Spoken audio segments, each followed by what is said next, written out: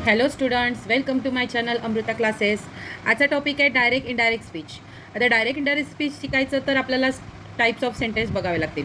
Types of sentence किती आहेत तर टोटल टाईप्स ऑफ सेंटेन्स 5 आहेत. पहिला स्टेटमेंट, दुसरा वर्बल, तिसरा एक्सक्लेमेशन, चौथा WH टाईप क्वेश्चन आणि पाचवा इम्पॅरेटिव्ह. असे एकूण 5 टाईप्स ऑफ सेंटेन्स आहेत. वाक्यांचे प्रकार एकूण 5 आहेत आणि त्यानुसार आज आपण डायरेक्ट इनडायरेक्ट स्पीच शिकणार आहोत.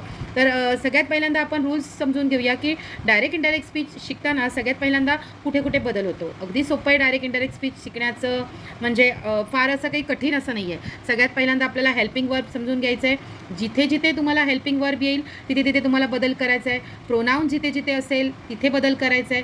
कंजक्शन वर्ड कुठे आणि कोणत्या सेंटेन्ससाठी कोणता कंजक्शन वर्ड वापरायचा, म्हणजे जोडणीचं वाक्य किंवा जोडणीचा शब्द, तर तो समजून घ्या.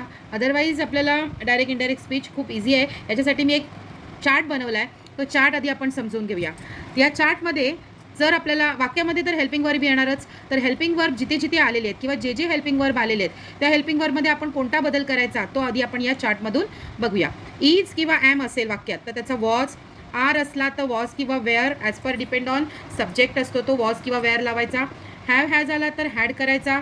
विल शाल आला तर वूड, डू डज आला तर डीड, वॉज वेअर आला तर हॅड बीन करायचा आहे. मेचा माईट, डीडचा हॅड, कॅनचा कूड आणि मस्टचा मस्ट. सो हे सगळे हेल्पिंग वर्ब आहेत. पुन्हा एकदा जरा नीट मी 2 सेकंदात दाखवते हा चार्ट, तो जरा नीट चार्टचा तुम्ही स्क्रीनशॉट मारून घ्या, म्हणजे तुम्हाला पुढे वाक्य सोडवताना सारखा माझा व्हिडिओ तुम्हाला ओपन करावा लागणार नाही. सो फक्त स्क्रीनशॉट मारून घ्या. ओके ओके ओके स्टुडंट, आपल्याला आता नेक्स्ट एक चार्ट मी बनवला आहे जो आहे चेंजेस इन प्रोनाऊन. वाक्यामध्ये आपल्याला प्रोनाऊन तर येतातच, तर प्रोनाऊनमध्ये काही प्रोनाऊन मेल्स आणि काही प्रोनाऊन फिमेल, म्हणजे मेल आणि फिमेल पुल्लिंग आणि स्त्रीलिंग या स्वरूपामध्ये असतात. तर आपण या जेंडर वाईज आपण प्रोनाऊनमध्ये कसे चेंजेस करायचे तो एक चार्ट आहे. तो चार्ट मी बनवलेला आहे. तो चार्ट पहिल्यांदा समजून घ्या. सेंटेन्समध्ये जर आय आलेला असेल तर तो जर एखाद्या मुलाचं नाव असेल तर ही आणि मुलीचं नाव असेल तर शी. मी आलेला असेल द्वितीयवाचक तर हिम किंवा हर. माय आलेला असेल तर हीज किंवा हर. यू आलेला असेल तर ही किंवा शी. दुसरा द्वितीयवाचक यू आलेला असेल, म्हणजे शेवटला वाक्याच्या शेवटी जो यू येतो त्याला आपण द्वितीयवाचक म्हणतो. सो द्वितीयवाचक आलेला असेल तर हिम किंवा हर. यू आर आलेला असेल तर हीज किंवा हर, अदरवाईज दे आर सुद्धा होऊ शकतो. वी आलेला असेल तर दे दोन्ही ठिकाणी. अस आलेला असेल तर देम दोन्ही ठिकाणी. आणि अवर आलेला असेल तर दे आर करायचं आहे दोन्ही ठिकाणी. सो हा एकदा चार्ट जरा स्क्रीनशॉट मारून घ्या. ओके स्टुडंट्स, काही असे आपल्याला सेंटेन्समध्ये काही पिरियडिक वर्ड्स पण येतात, ज्याला आपण स्थलकालवाचक शब्द असे म्हणू शकतो मराठीमध्ये. सो असे काही जर वर्ड आले आपल्याला सेंटेन्समध्ये आले तर त्याच्यात आपण काय बदल करावा तर बघूया आपण. दिसचं दॅट, डीजचं दोज, हिअरचा देअर, नाऊ आला तर दॅन यूज करायचा, जस्ट आला तरी दॅन यूज करायचा.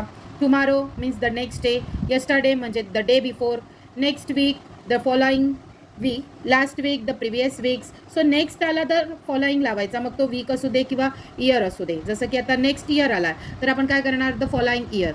लास्ट इयर आला तर त्याचा प्रिव्हियस करायचा, म्हणजे नेक्स्ट वीक येऊ शकतो, नेक्स्ट इयर येऊ शकतो, नेक्स्ट मंथ येऊ शकतो. तर त्या सगळ्यांना आपण the following week, the following month, the following year असं यूज करायचं.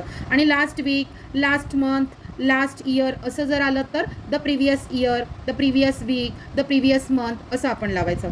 ॲगो आला तर आपण बिफोर, टुडे आला तर दॅट डे आणि टू नाईट आला तर दॅट नाईट. सो हे सर्व सेंटेन्स जे आहे त्याची पण एकदा स्क्रीनशॉट मारून घ्या. पिरियडिक वर्ड आहेत ते. ओके स्टुडंट्स, आज आता आपल्याला फर्स्ट आपल्याला टाईप्स ऑफ सेंटेन्स बघायचं आहे, तो म्हणजे स्टेटमेंट, ज्याला आपण मराठीत विधानार्थी वाक्य म्हणतो. विधानार्थी वाक्य म्हणजे काय, जर आपण बघतो ना की आपण एखादं विधान करतो, म्हणजे आपण जेव्हा एखादी व्यक्ती बोलते तेव्हा आपण तिथे काय वापरतो, सेड वापरतो, सेड टू वापरतो, सेज वापरतो. सो असे आपण वर्ड्स आपण यूज करतो, ज्याला रिपोर्टिंग वर्ड म्हणतात. तर असे जेव्हा वर्ड्स आपल्याला येतात तेव्हा त्या सेंटेन्सला फुल स्टॉप असतो, तर ते आणि डबल इन्व्हर्टेडमध्ये ती वाक्य असतात. म्हणून आपण ओळखताना ते वाक्य स्टेटमेंटचं आहे असं ओळखायचं. कारण की डायरेक्ट इनडायरेक्ट स्पीच म्हटलं की टाईप्स ऑफ सेंटेन्स 5 आहेत, तर 5 प्रकारची डायरेक्ट इनडायरेक्ट स्पीच आपल्याला एक्झामला विचारू शकतात. तर त्याच्यासाठी आपल्याला प्रत्येकाचे नियम समजून घेणं गरजेचं आहे. तर आता स्टेटमेंटचा नियम काय आहे, तर हे सर्व रिपोर्टिंग स्पीच आहेत, जे विधान केलेली वर्ड्स आहेत. तर असे कोणते वर्ड्स आहेत की जे रिपोर्टिंग स्पीचमध्ये येतात, तर said, said to, says, says to, will say किंवा शाल से. तर यांमध्ये काय बदल होऊ शकतो, जर सेड आला तर सेडच ठेवायचा, सेड टू म्हणजे दोन व्यक्तींमध्ये जर कन्व्हर्सेशन असेल, म्हणजे Sita said to Gita, so said to. So said to आला तर त्याचं आपल्याला टोल्ड करायचं. सेज आला तर सेजच ठेवायचं, पण सेज टू आला तर तिथे टेल्स करायचं. विलसे असेल तर विलसे आणि शालसे असेल तर शालसे. सो हे सर्व आपल्याला रिपोर्टिंग वर्ड आहेत. आणि या रिपोर्टिंग वर्डमध्ये काय बदल करायचा स्टेटमेंटच्या वाक्यांमध्ये, तर पुन्हा एकदा याचाही तुम्ही जरा स्क्रीनशॉट मारून घ्या. ओके स्टुडंट, जसं आता आपण बघितलं रिपोर्टिंग स्पीचमध्ये काय बदल होणार ते तुम्ही स्क्रीनशॉट मारून घेतलेत. तसंच प्रत्येक सेंटेन्समध्ये एक कंजक्शन वर्ड असतो, म्हणजे स्टेटमेंटमध्ये असतो, WH असतो, एक्सक्लामेटरीमध्ये असतो, इम्पॅरेटिव्हमध्ये असतो, वर्बलमध्ये देखील असतो. तर आत्ता आपल्याला बघायचं आहे स्टेटमेंटमध्ये आपण दोन वाक्यांच्या जोडणीसाठी कोणता कंजक्शन वर्ड वापरायचा, तो आहे दॅट. लक्षात ठेवा, स्टेटमेंटमध्ये कंजक्शन वर्ड म्हणून आपण दॅट यूज करायचा आहे. तर आत्ता आपल्याला सेंटेन्स जरा आपण 4-5 जरा समजून घेऊया आणि त्यानंतर मी तुम्हाला सॉल्व करण्यासाठी सुद्धा काही सेंटेन्स देईन, तर ती तुम्ही सॉल्व करण्याचा नक्की प्रयत्न करा. ओके स्टुडंट, आता आपल्याला पहिला सेंटेन्स बघायचा आहे. बघा पहिला सेंटेन्स काय दिलेला आहे मी. Gopal said comma double inverted comma I like reading. Gopal said I like reading double इन्व्हर्टेडमध्ये आहे आणि वाक्याला फुल स्टॉप आहे. म्हणजे आपण समजायचं की हे वाक्य ओळखायचं कसं, तर ते वाक्य फुल स्टॉप आल्यामुळे ते स्टेटमेंटचं आहे. तर कसं सोडवायचं आहे, तर कंजक्शन वर्ड तर डॅटच लावायचं आहे. सेड आला तर आपण बघितलं मगाच्या रिपोर्टिंग स्पीचमध्ये सेडचं सेडच ठेवायचा. फक्त सेड टू आला तर त्याचा टोल्ड करायचा. Gopal sed that I. Gopal हा मेल आहे त्याच्यामुळे आयच्या ठिकाणी आपण ही यूज करायचं आहे. I like reading. So second sentence बघा. He says I don't remember anything. I डोंटचं काय होणार आहे, डझंट. डू आला तर डज करायचं आहे. सो ही सेज तर he says that. He pronoun काय आहे या सेंटेन्समध्ये, ही. सो यूज तोच करायचा ही.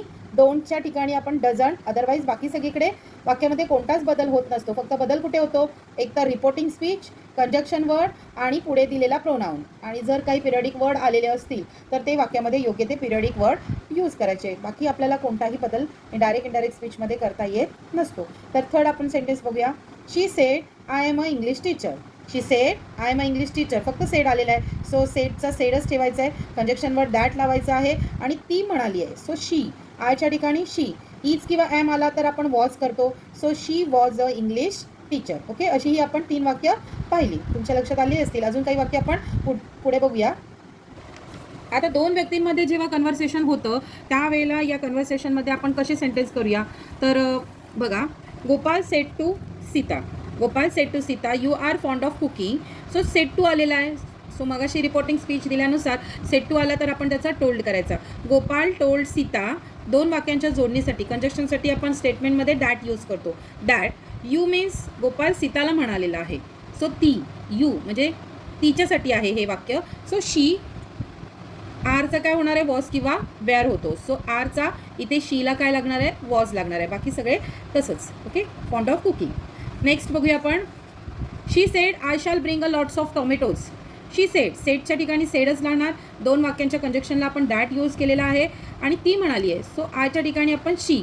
विल आला, शाल आला तर आपण वूड करायचा असतो. ब्रिंग. बाकी अदरवाईज सगळं sentence as it is. So तुमच्या आता नक्कीच लक्षात आलेलं असेल की आपल्याला पाठ काय करायचं आहे किंवा लक्षात काय ठेवायचं आहे, तर रिपोर्टिंग स्पीच लक्षात ठेवायचं आहे, कंजक्शन वर्ड लक्षात ठेवायचं आहे, प्रोनाऊन लक्षात ठेवायचं आहे आणि बाकी स्थलकालवाचक म्हणजे पिरियडिक वर्ड जर सेंटेन्समध्ये आलेले असतील तर ते लक्षात ठेवायचे. बाकी आपण डायरेक्ट इनडायरेक्ट स्पीचमध्ये सेंटेन्समध्ये बाकी कुठलाच बदल करत नसतो. अजून एक सेंटेन्स घेऊया. Mary said to Cherry I didn't see you to come in.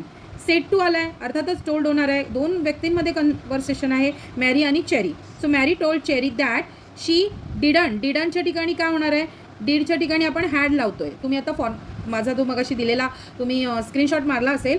So डीडच्या ठिकाणी आपण काय करणार आहोत, हॅड करणार आहोत. आणि एंटी फॉर्म आहे म्हणजे तो नॉट आहे, हॅड नॉट.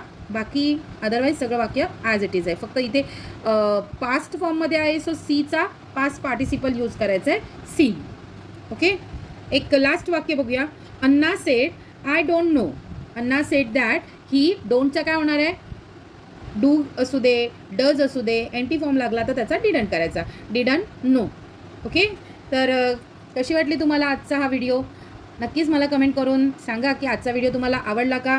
कारण की आजच्या व्हिडिओमध्ये मी थोडीशी वाक्यही जरा जास्तच सांगितलेली आहेत, ज्या वाक्यांमधून तुम्हाला नक्कीच कळलं असेल की आज आपण फक्त स्टेटमेंट बघितलं. माझ्या पुढच्या व्हिडिओमध्ये तुम्हाला बाकीचे जे 4 टाइप्स ऑफ सेंटेन्स आहेत ते माझ्या पुढच्या व्हिडिओमध्ये एकाच व्हिडिओमध्ये तुम्हाला सगळे मी नियमानुसार वाक्यही सांगण्याचा नक्कीच प्रयत्न करणार आहे. मला फक्त आजचा व्हिडिओ कसा वाटला तो कमेंट करून सांगा.